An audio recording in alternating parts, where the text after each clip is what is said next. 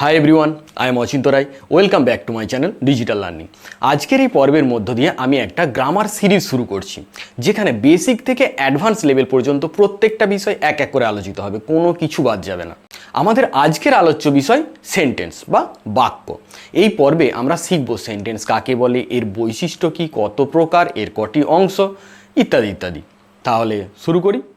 শুরুটা যদি একদম শুরু থেকে করি তাহলে বলতে হয় প্রথমে আসছে অক্ষর, তারপর শব্দ, তারপর বাক্য। অক্ষর দিয়ে তৈরি হচ্ছে শব্দ, শব্দ দিয়ে তৈরি হচ্ছে বাক্য। শব্দের যদি ডেফিনেশন বলি তাহলে বলতে হয় ব্যক্ত বা লিখিত বর্ণ বা বর্ণ সমষ্টি যার নির্দিষ্ট অর্থ আছে তাকে বলবো শব্দ।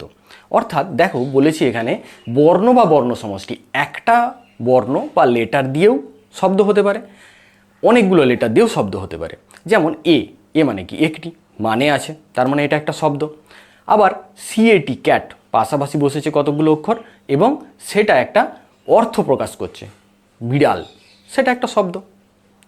একইভাবে যেমন অক্ষর দিয়ে শব্দ তৈরি হচ্ছে, সেরকম শব্দ দিয়ে তৈরি হচ্ছে বাক্য।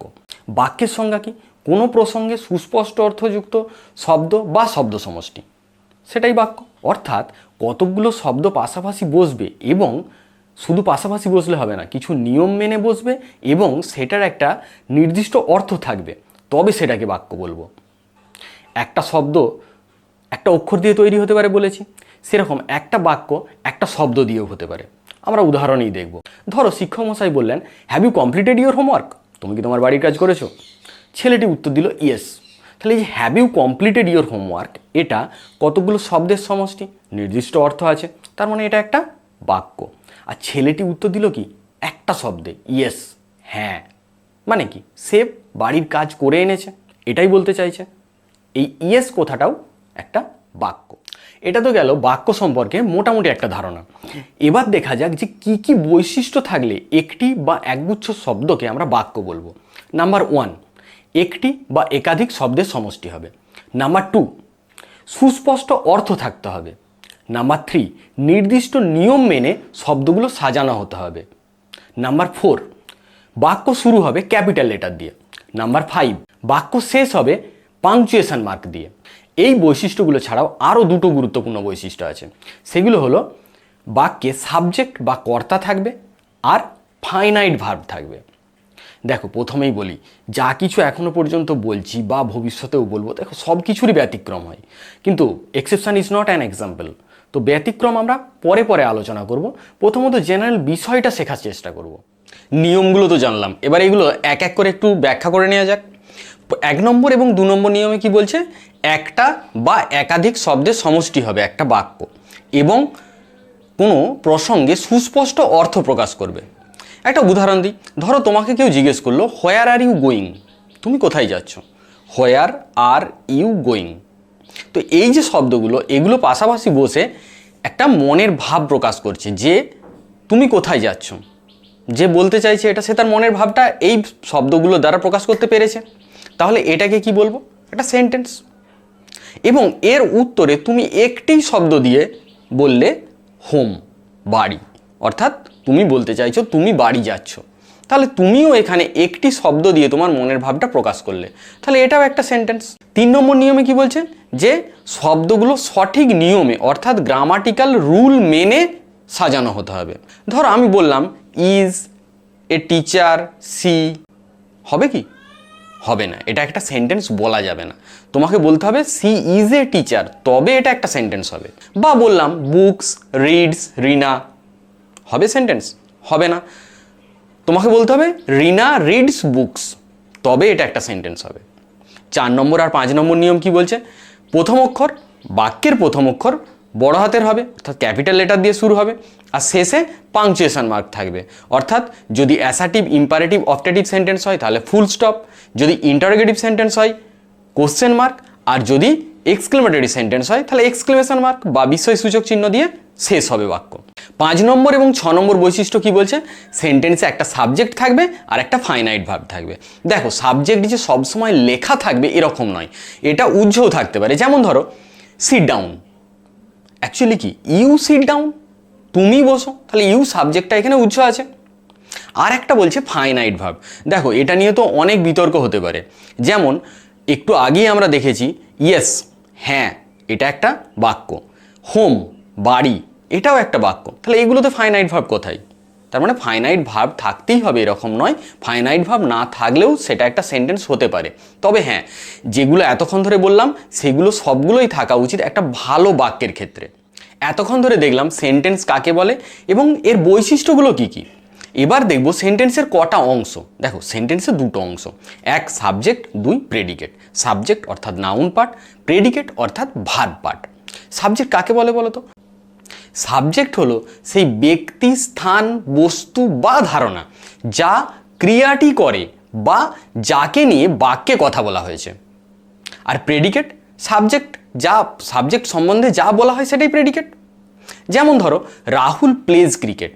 কে ক্রিকেট খেলে? রাহুল। তাহলে রাহুল সাবজেক্ট, রাহুল সম্পর্কে বাক্যে কথাটা বলা হয়েছে। বা বলতে পারো রাহুল কাজটা করছে, ক্রিকেট খেলা কাজটা রাহুল করছে। রাহুল সম্পর্কে কি বলা হয়েছে? Plays cricket. তাহলে প্লেজ ক্রিকেটটা হচ্ছে প্রেডিকেট। বার্ডস আর ফ্লাইং, কারা উড়ছে বা কাদের সম্পর্কে কথা বলা হচ্ছে? পাখিদের সম্পর্কে। তাহলে বার্ডস সাবজেক্ট, এদের পাখিদের সম্পর্কে কি বলা হচ্ছে? আর flying predicate. The stars are shining brightly, কিসের সম্পর্কে বাক্যে কথা বলা হচ্ছে? দ্য স্টার্স সম্পর্কে। তাহলে দ্য স্টার্স সাবজেক্ট, আর শাইনিং ব্রাইটলি এটা প্রেডিকেট। কারণ এই অংশটা হলো সেই অংশ যেটা সাবজেক্ট স্টার্স সম্পর্কে বলা হচ্ছে। আচ্ছা, যদি একটু অন্যরকম কয়েকটা সেন্টেন্স বলি, here comes the bus, subject কোনটা? The bus. হিয়ার কামসটা predicate. There goes our teacher, subject কোনটা? Our teacher. Predicate there goes, ওই যাই আমাদের শিক্ষক মশাই। আমাদের শিক্ষক মশাই সম্বন্ধে বাক্যটা বলা হচ্ছে, বাক্যে কথা বলা হচ্ছে, সেই জন্য আওয়ার টিচার সাবজেক্ট, তার সম্পর্কে কি বলা হচ্ছে? দেয়ার গোজ, ওই চলে যায়। তাহলে দেয়ার গোজটা প্রেডিকেট। আচ্ছা, এই সেন্টেন্সটা বলো তো দেখি, silver and gold have I none, এটাতে সাবজেক্ট কোনটা? আই, আমার সম্পর্কে বলা হচ্ছে। বাকি পুরোটা সিলভার অ্যান্ড গোল্ড, হ্যাভ আর নান, এইটা হলো প্রেডিকেট। যাই হোক, এই প্রসঙ্গে আর বেশি কিছু এখানে বলবো না, কারণ এর পরের পর্বে আমরা শুধুমাত্র সাবজেক্ট এবং প্রেডিকেট নিয়ে আলোচনা করব। কিভাবে চিনব, বিভিন্ন ধরনের বাক্য অ্যানালাইজ করব। বাক্য কাকে বলে হয়ে গেছে, বাক্যের বৈশিষ্ট্য হয়ে গেছে, বাক্যের কটা অংশ সেটাও হয়ে গেছে। তাহলে এবার আলোচনা করা যাক যে বাক্য কত রকমের। কত রকমের বলো তো? 3 রকম নাকি 5 রকম, নাকি দুটোই ঠিক? অ্যাকচুয়ালি দুটোই ঠিক। দেখো, কাজ অনুসারে বাক্য 5 প্রকার আর গঠন অনুসারে বাক্য 3 প্রকার, এটা মনে রাখবে কিন্তু। প্রথমে কাজ অনুসারে যেটা, সেগুলো আলোচনা করা যাক। কাজ অনুসারে যে বাক্য 5 প্রকার সেগুলো হলো assertive, interrogative, imperative, optative, exclamatory. একটা একটা করে দেখা যাক। অ্যাসার্টিভ মানে কোন বাক্যগুলো বলো তো? যেগুলো কোনো কিছু বিবৃতি, উদ্ধৃতি দেওয়া, কোনো কিছু বর্ণনা করা, ঘোষণা করা, এই সব বোঝাবে, সেইগুলোকে অ্যাসার্টিভ সেন্টেন্স বলে। অ্যাকচুয়ালি অ্যাসার্টিভ কথাটা এসেছে অ্যাসার্ট থেকে, যেটার অর্থ কোনো কিছু বলা। যেমন ধরো, the boy is reading, he is playing, এই ধরনের যে বাক্যগুলো, এইগুলোকে আমরা বলবো অ্যাসার্টিভ সেন্টেন্স। ইন্টারোগেটিভ সেন্টেন্স কোনগুলো? ইন্টারোগেট মানেই প্রশ্ন করা, তার মানে এমন ধরনের বাক্য যেগুলো দিয়ে কোনো প্রশ্ন করা বোঝাবে, সেগুলোকে ইন্টারোগেটিভ সেন্টেন্স বলবো। What is your name, what are you doing, have you completed your homework, এগুলো সব ইন্টারোগেটিভ সেন্টেন্স। ইম্পারেটিভ কোনগুলো? আদেশ, অনুরোধ, উপদেশ, এই রকম বোঝাবে, সেইগুলোকে আমরা ইম্পারেটিভ সেন্টেন্স বলবো। যেমন ধরো, don't talk in the class, please open the door, দয়া করে দরজাটা খুলে দাও, এইগুলো ইম্পারেটিভ সেন্টেন্স। অপটেটিভ কোনগুলো? ইচ্ছা, প্রার্থনা, আশীর্বাদ, এই সব বোঝাবে। যেমন ধরো, মে গড ব্লেস ইউ, ঈশ্বর আপনার মঙ্গল করুন, বা ঈশ্বর তোমার মঙ্গল করুক, optative sentence. Wish you a happy journey, তোমার যাত্রা শুভ হোক, অপটেটিভ সেন্টেন্স। এক্সক্লামেটরি সেন্টেন্স কোনগুলো? দুঃখ, আনন্দ, বিস্ময়, এই সব প্রকাশ করবে। What a beautiful flower it is, কি সুন্দর ফুল একটা, exclamatory sentence. Alas, he is no more, হাই, সে আর নেই, এটাও একটা এক্সক্লেমেটরি সেন্টেন্স। তাহলে কাজ অনুসারে যে 5 প্রকার বাক্য সেগুলো তো জানলাম। গঠন অনুসারে কি বলেছি? গঠন অনুসারে 3 প্রকার। কি কি? Simple, complex, compound. Simple sentence মানে সরল বাক্য, কমপ্লেক্স সেন্টেন্স জটিল বাক্য, আর কম্পাউন্ড সেন্টেন্স অর্থাৎ যৌগিক বাক্য। সিম্পল সেন্টেন্সের বৈশিষ্ট্য কি? একটাই সাবজেক্ট এবং একটাই ফাইনাইট ভার্ব, এটাকে বলবো সিম্পল সেন্টেন্স। এবং অন্যভাবে যদি তুমি বলো তাহলে বলতে পারা যায় যে একটা ইন্ডিপেন্ডেন্ট ক্লজ নিয়েই একটা সিম্পল সেন্টেন্স গঠিত।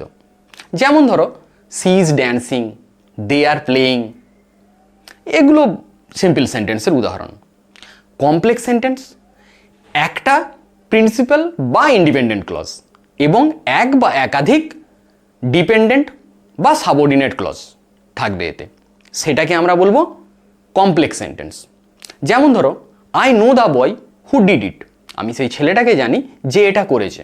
কম্পাউন্ড সেন্টেন্স কোনটা? যৌগিক বাক্য, যেখানে দুই বা ততোধিক ইন্ডিপেন্ডেন্ট ক্লজ কোঅর্ডিনেট কনজাংশন দ্বারা যুক্ত থাকবে। কোঅর্ডিনেট কনজাংশন বলতে অ্যান্ড, অর, বাট এই ধরনের কনজাংশনগুলোর কথা বলছি। He tried hard but he failed, compound সেন্টেন্সের উদাহরণ। যাই হোক, দেখো আমি এই যে সেন্টেন্সের বিভিন্ন প্রকারগুলো সম্পর্কে খুব সংক্ষেপে কয়েকটা কথা বললাম, তোমরা এগুলোই আপাতত মনে রাখো, কারণ এর পরে আমরা এগুলো নিয়ে বিস্তারিতভাবে এক একটা টপিকে এক একটা সেন্টেন্সের উপর আলোচনা করব, তখন তোমরা আরও ভালো করে শিখতে পারবে। তো যাই হোক, আমরা পরবর্তী ভিডিওতে আলোচনা করব সাবজেক্ট সম্পর্কে, সেন্টেন্সের সাবজেক্ট চিনতে পারবো কিভাবে, সেই সব নিয়ে আলোচনা করব। তো যাই হোক, দেখা হচ্ছে পরবর্তী ভিডিওতে। Till then, tata.